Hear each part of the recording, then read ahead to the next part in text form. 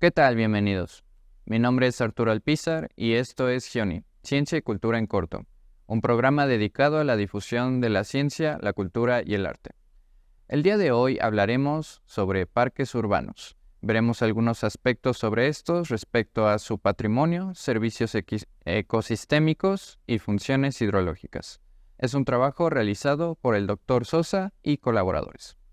¿Qué tal, doctor? ¿Cómo se encuentra? ¿Qué tal? Buen día, ¿cómo están?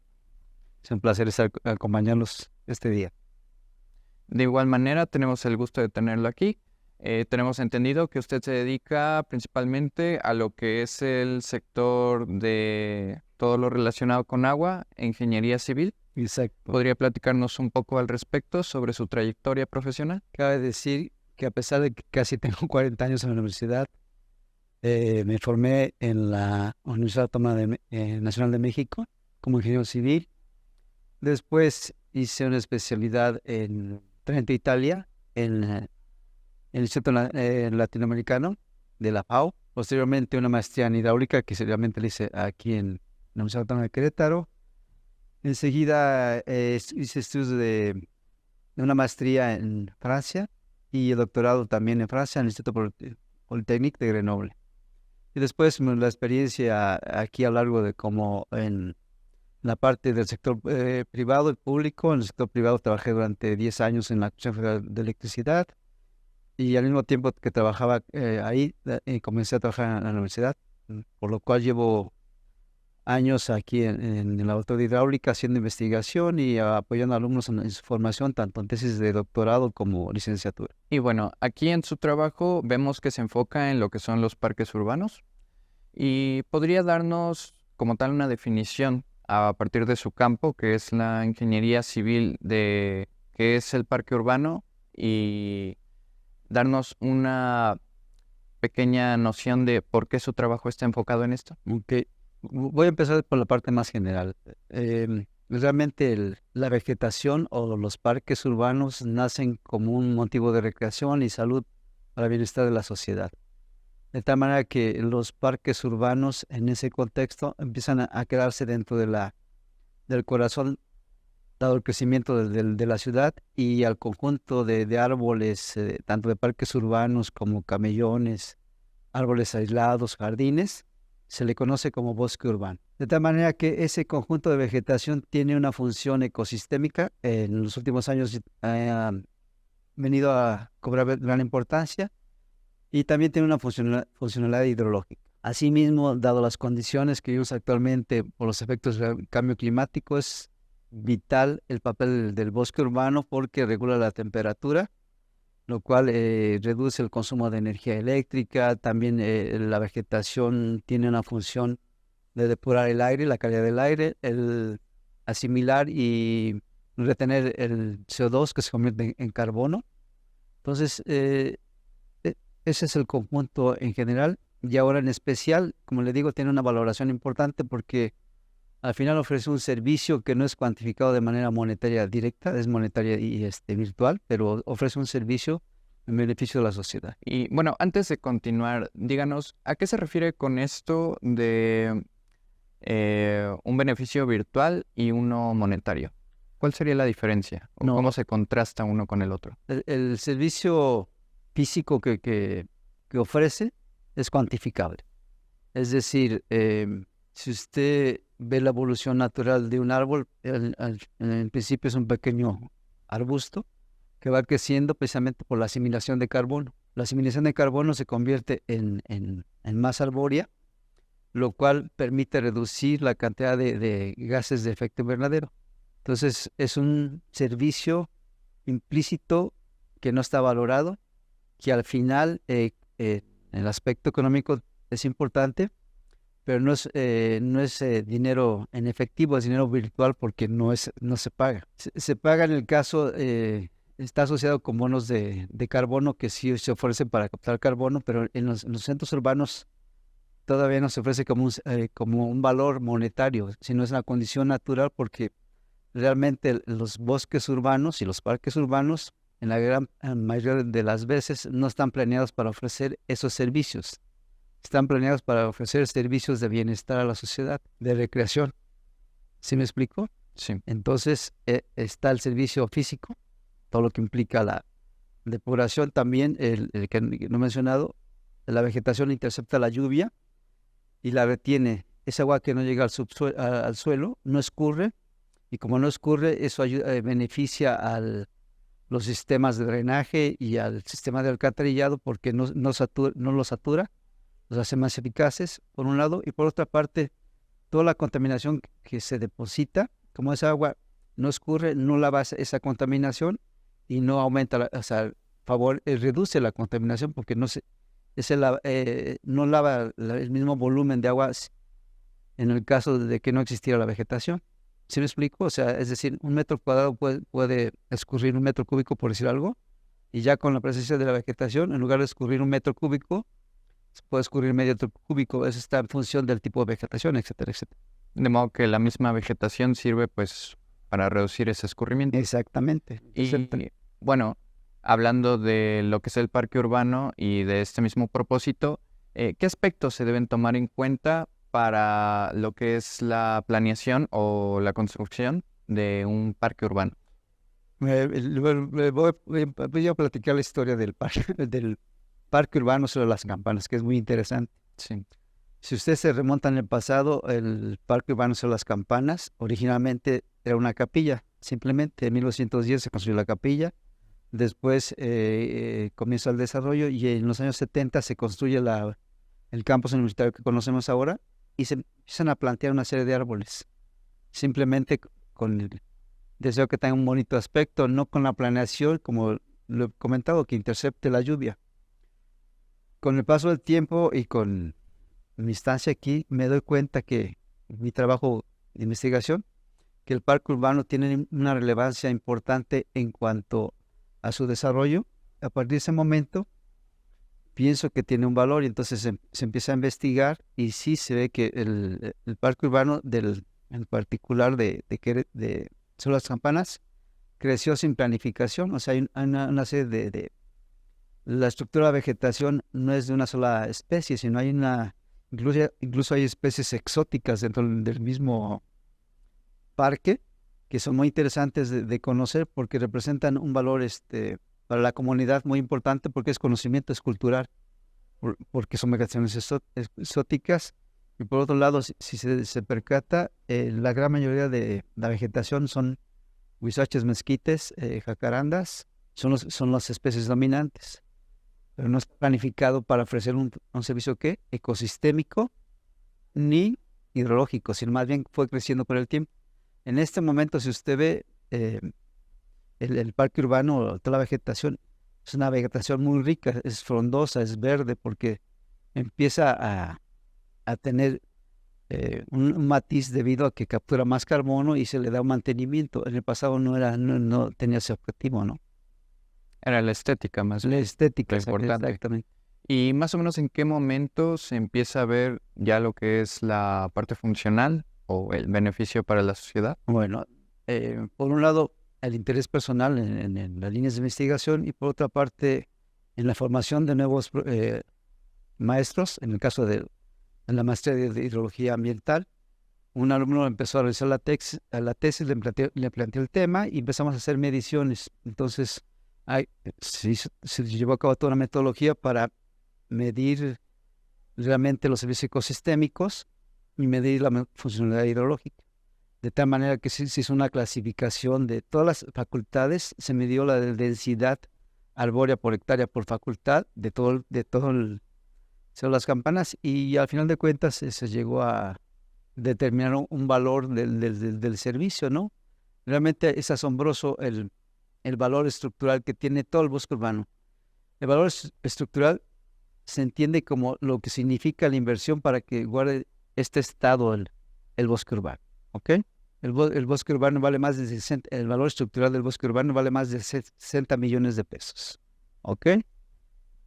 Y aparte está lo que cuesta es el valor de asimilar todos los contaminantes, el CO2, la lluvia, etcétera, etcétera. Entonces, no solo hablamos de algo que le aporta beneficio a lo que es la comunidad de Querétaro, universitaria también. universitaria, sin embargo, también hablamos de un gran gasto o bueno, de un Beneficio. patrimonio que Un patrimonio, sí, tiene o aporta un gran valor. un gran valor, exactamente. Y bueno, antes de continuar, digamos, ¿cuál sería una de las principales problemáticas que existe en este parque derivado del hecho de que la estética fue el principal enfoque para construirlo?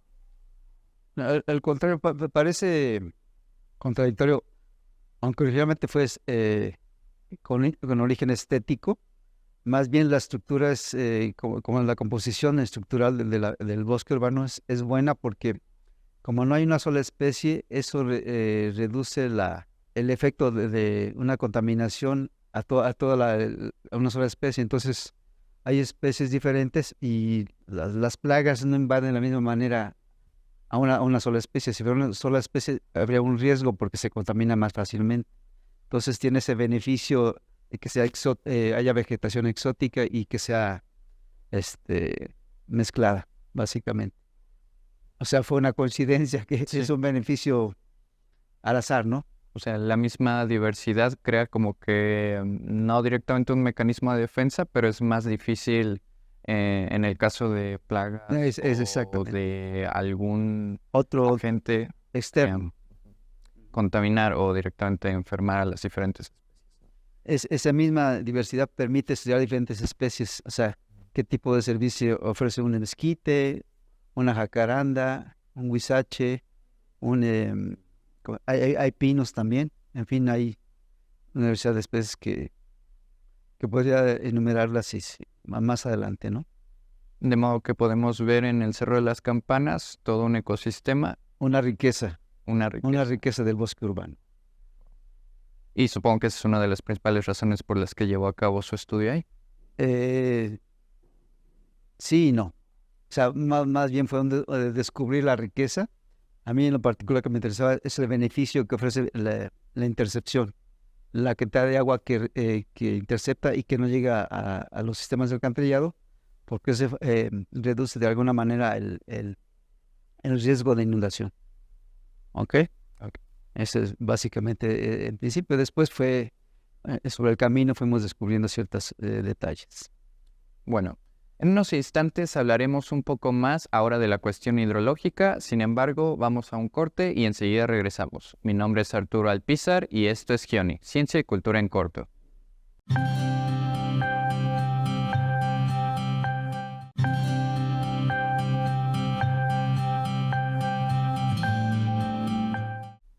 ¿Qué tal? Estamos de vuelta. Mi nombre es Arturo Alpizar y esto es Gioni, Ciencia y Cultura en Corto.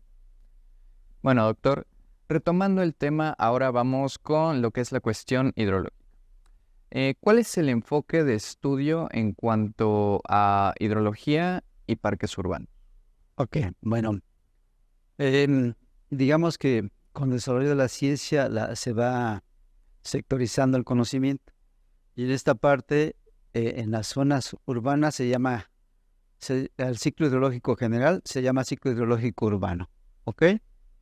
Aunque intervienen los mismos procesos, en este caso en particular, del ciclo hidrológico global, el fenómeno que se ve reducido por la urbanización es la infiltración, ¿ok? Y que tiene efectos básicamente en la recarga de los acuíferos. Por otro lado, en la urbanización, como ya comentaba, está el bosque urbano que viene a jugar un papel importante porque ayuda a hacer más eficientes los sistemas de alcantarillado por el volumen que reduce, ¿ok?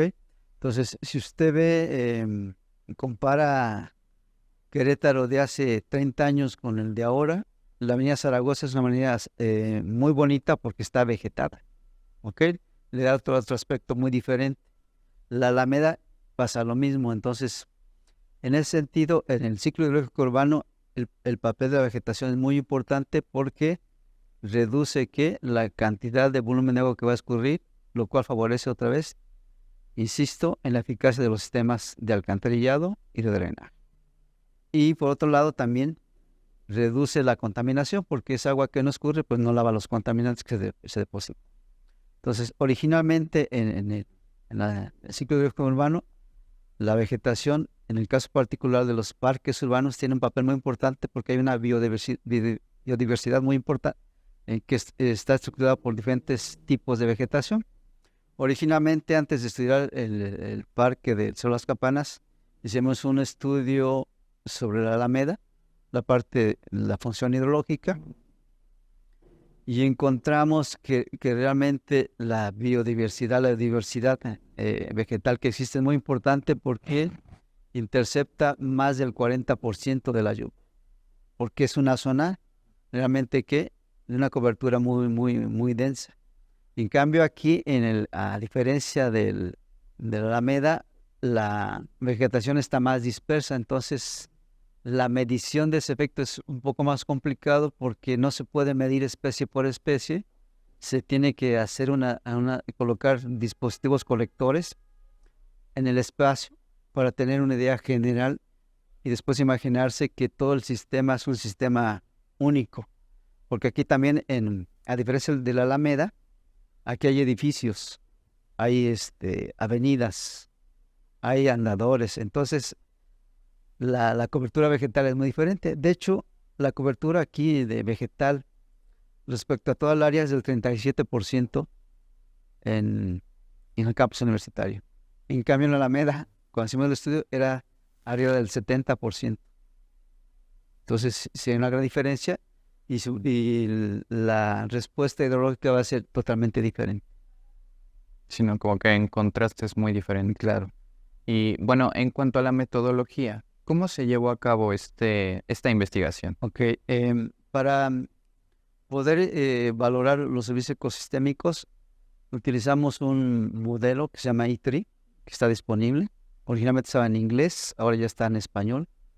Lo que hay que hacer es tomar muestreos al azar de la vegetación, tomar sus valores alométricos, como es la altura el diámetro, la altura del pecho, la altura del árbol, la corona, y clasificarlo. Entonces, se escogieron 70 parcelas, de lo cual se mostraron alrededor de 240 árboles.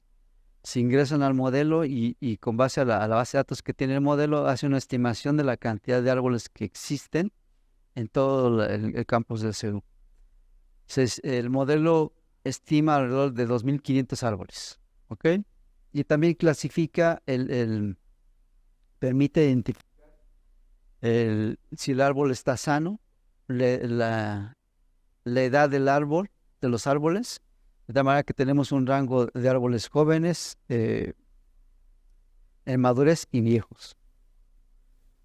Ya con eso, una vez que se caracteriza la vegetación, ahora sí se mide la lluvia que atraviesa la vegetación. Entonces uno mide la lluvia total, fuera de que no intervenga la vegetación, y se mide la lluvia que pasa a través de la vegetación. La diferencia entre lo que llueve fuera y lo que cae debajo de la vegetación es el agua que no llega al suelo, que es la intercepción. ¿Okay? A partir de ahí uno, como conoce la superficie vegetada, pues la lámina de agua, que son milímetros por el área, se conoce el volumen retenido. En México no existe una norma que diga cuánto cuesta ese volumen retenido, de tal manera que tomamos los valores que están en el sistema americano y los convertimos a pesos, porque en México no existe una norma que cuantifique, que tome en cuenta ese valor, ese servicio ecosistémico de la vegetación. Diría que es una estimación en base a otra referencia. Valores americanos, okay, que sí están estipulados.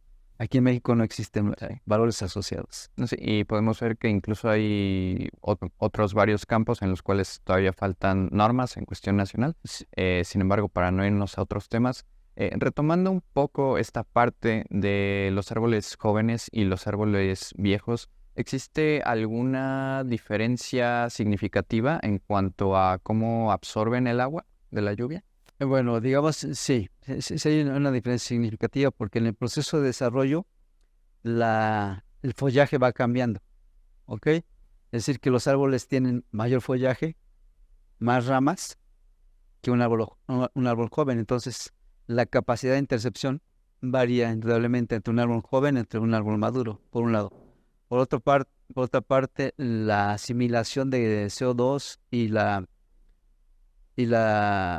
limpieza del aire por contaminantes como son los óxido de nitrógeno, el azufre, el CO2, es diferente porque hay menos follaje en los árboles jóvenes que en los árboles viejos. Sin embargo, en los árboles jóvenes es un beneficio porque capturan más carbono y tienen más desarrollo. En cambio, en los árboles ya grandes ya no requieren tanto desarrollo porque ya llegaron casi a su plenitud. Simplemente funcionan porque son seres vivos, ¿no? Pero son como nosotros, ya no son igual de eficaces en cuanto a asimilación de carbono, en cuanto a intercepción. Y como repito, tiene más cobertura vegetal, pues tienen más capacidad.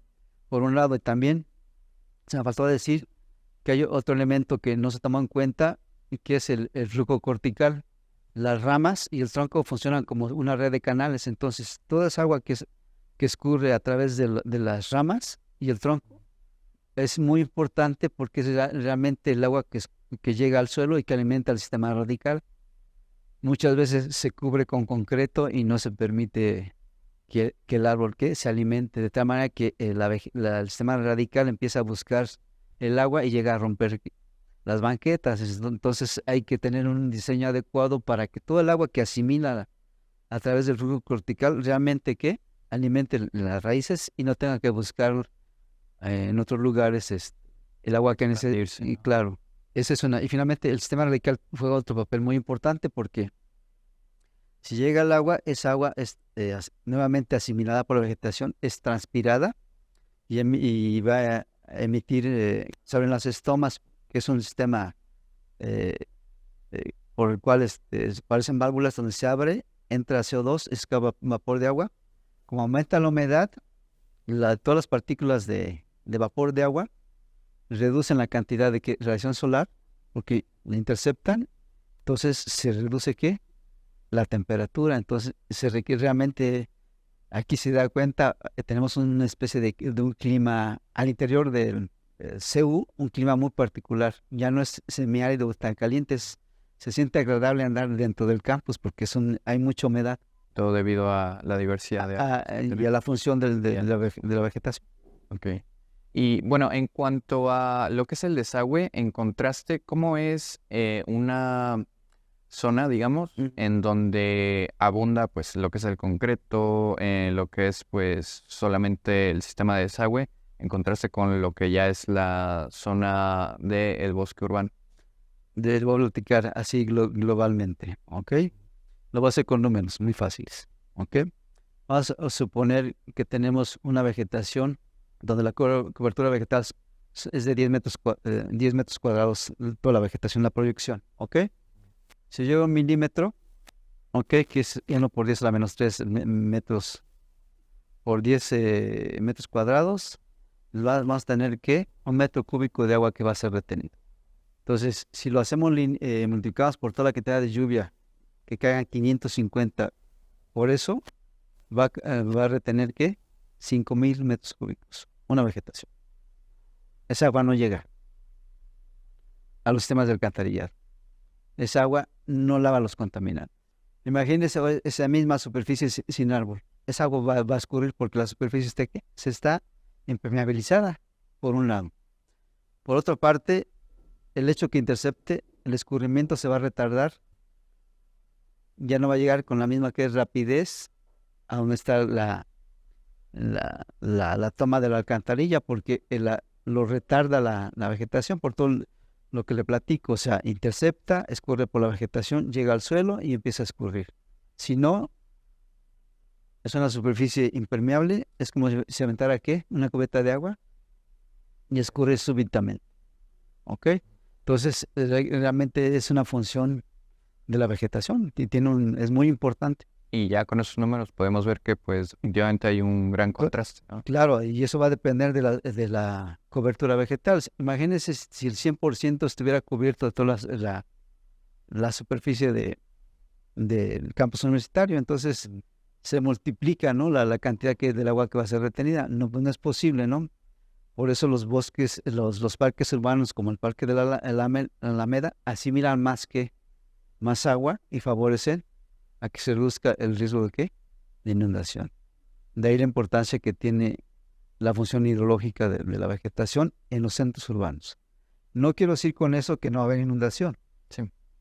Simplemente reduce la cantidad de agua que puede En lugar de tener un tirante de 1 metro, puede ser que 70 centímetros, depende de la densidad de la cubierta vegetal que exista en la ciudad.